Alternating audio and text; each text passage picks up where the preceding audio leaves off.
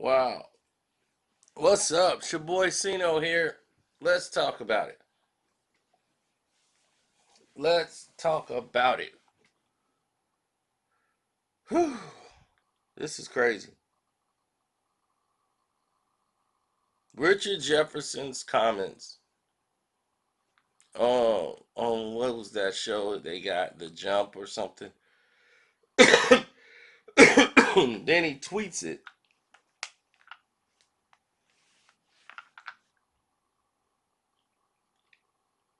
And what he tweeted was insane.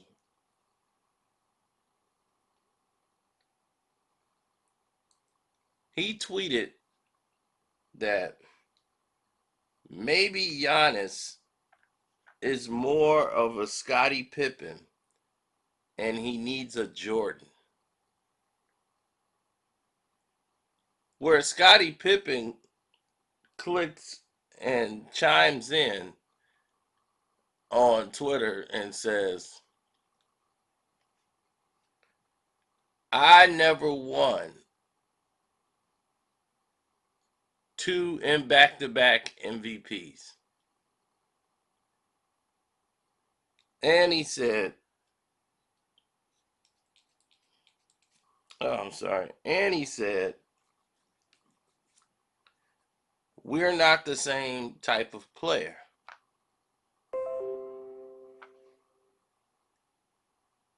Talking about him and Giannis. They're not the same type of player. So why is this comparison even going on? But he said, more importantly, what type of player was you?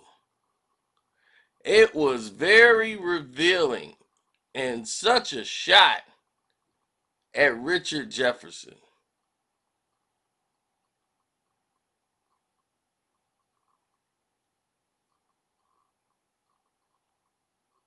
So, all of this stuff is revealing. Very revealing and very damaging. Now, we've spoke about this on our live streams that we do on the StreamYard. And I want to say that to say this. We mention Giannis a lot. Giannis was somebody who wasn't touted to be a superstar when he came into this league. Giannis had to work his butt off to become the player that he is. Okay? That is about the only comparison to Scottie Pippen that, like, Scottie had to work to become, like we said, one of the first guys who was like very good at ball handling. He worked on his ball handling skills because he was a two guard coming up in high school and college, and he just grew to be 6'9". So he always could handle the ball and could handle it better than Michael at times. When it came to his dribbling skills, but you've seen guys, way more advanced than Scottie, but Scottie was one of the first to be highlighted for his ball handling skills, even though there were others. Giannis, to me, winning back to back MVPs shows that you can dominate the game and do it at such a level where people notice and they know what you're going to do and can't stop it. So, outright, he plays more like LeBron James. LeBron James, who is Richard Jefferson's buddy, and one of the reasons Richard Jefferson has this job on ESPN. And we'll remember the live chat where LeBron tells Richard Jefferson, ESPN can't fire you. You're my friend. What does that tell you? What does that tell you? That tells you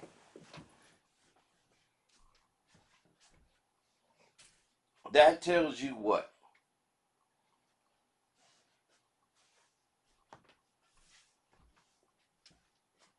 Hmm?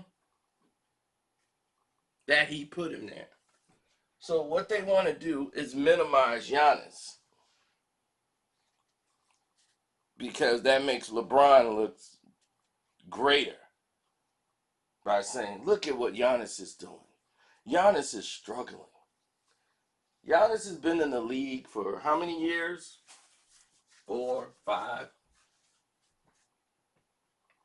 LeBron James came in the league, touted to be the king of the NBA. Right? First year he was all right. Second year he started to come into his own, but he was primetime television from the moment he came into the league. Touted to be the superstar of the league. For 7 years, LeBron James did not win a championship. LeBron James failed. Failed. And failed. And they didn't say LeBron is more of a Pippen at that time. They never used that as an excuse, as a cop out of nothing. Nobody said it. Nobody said LeBron's overrated. Maybe LeBron's just overrated. No. LeBron could pass better than Giannis. That's about the only difference. They both could not shoot the basketball very well. Both were attack the rim guys and tremendous athleticism.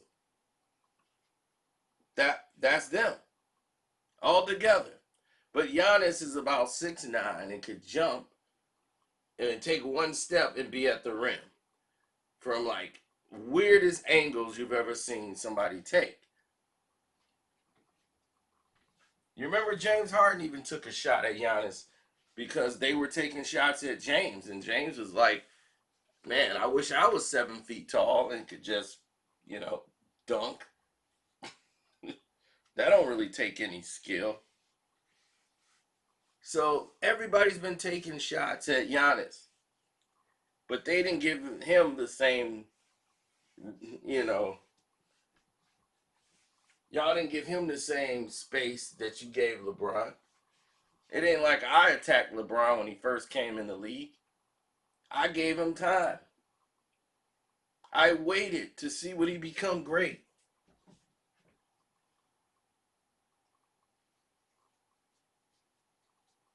I said, well, if this guy gets better, he'll be good one day. But his arrogance, his narcissistic personality led to this situation. Scottie had to come out and speak on it. And then you have the situation where LeBron gets mad that Jay Williams mentioned him in the light of Scottie Pippen and said, what the hell do I got to do with this topic? I'm trying to get ready for Houston. And I've never tried to be anybody but me.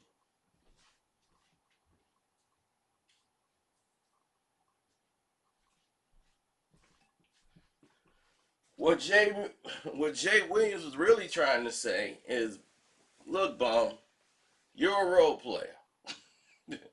Put in the position of franchise player. And this was one of the first times this has ever happened was LeBron James. They tried to make him a franchise player when he's really a role player. But when you're a retired player and you're in the Hall of Fame like Scottie, you know, you want to defend your position. So a lot of people's been taking swipes at Scottie, like Scottie Pippen. you know, and I don't blame him. But still, a lot of people took swipes at him because mentally he came up short. He was one of the first like superstars in the league we saw could be mentally taken out of a game at a high level. Others it was mass. Him because he played with Michael Jordan, it was on a bigger scale. So when Scottie has a mental collapse in the game, you're gonna really see it. It's gonna show more than probably any other thing that they've ever done. Now, when we talk about when we talk about Richard Jefferson for a minute, who is Richard Jefferson? Hmm? Richard Jefferson was a high flying guy up at UConn. He could dunk like crazy, tack the rim. He played with a chip on his shoulder, and he was decent as a player. But over the years, he digressed. I don't know if it was from injury, but his skills decided that, we're going to take a back seat. And he couldn't jump like he used to. He could get up and still dunk, but not like he used to. He had slowed. And his game really, he wasn't a consistent jump shooter.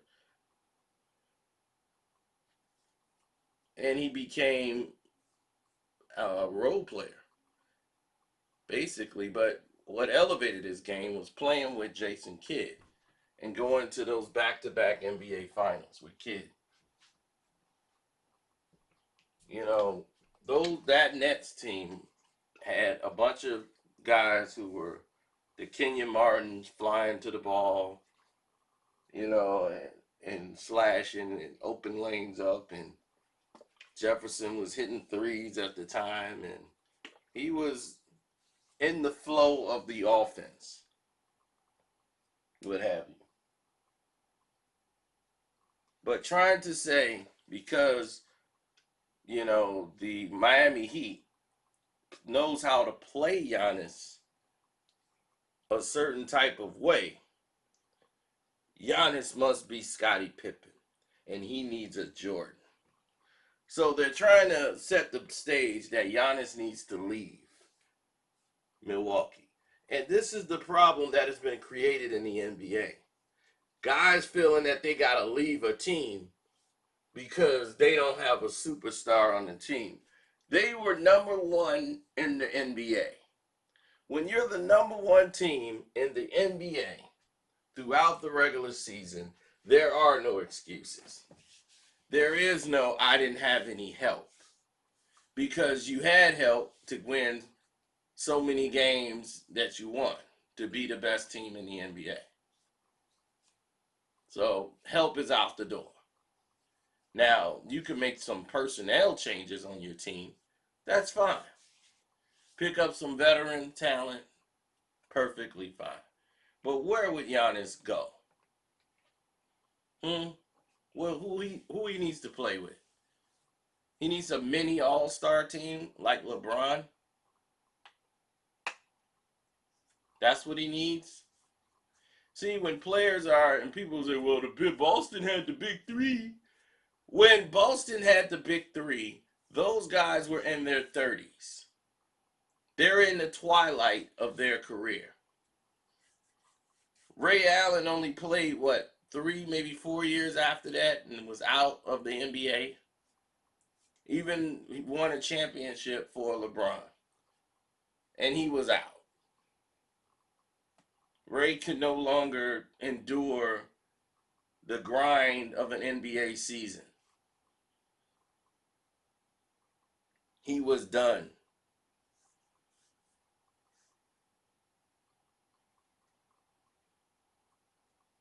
Now, I don't know about you, but Scottie Pippen knows, look, this is where it is with me. You and me are entirely different when it comes to player versus player. Okay? Player versus player, Richard Jefferson can't touch Scottie Pippen. Never could. He was probably mentally tougher than Scottie, but Scottie was a better player than Richard Jefferson. So, Richard Jefferson, can you answer Scottie Pippen's question and why you unfairly judge Giannis after 2 games against Miami when he scored very little in the first game? He scored 29 in the second game, and his other partners really weren't stepping up. And give credit to Miami for actually scheming on Giannis and taking away his help in supporting cast. The way they did it in the regular season is how they're doing it still in the playoffs. And the coach, who's a good coach, they just can't seem to make an adjustment to stop it. So once again, it's on Giannis and the Milwaukee Bucks to figure this out and make the right adjustments. So give credit to Jimmy Butler and the Miami Heat for what they're doing to Giannis, because not all the teams in the NBA are doing this to Giannis. Anyway, I'm out. Don't forget to support the page Casino for Life by hitting the like button. Subscribe if you're new here and hit the notification bell. And don't forget to support the page by hitting up my Cash App, which is Carceno, Karceno. I'm out.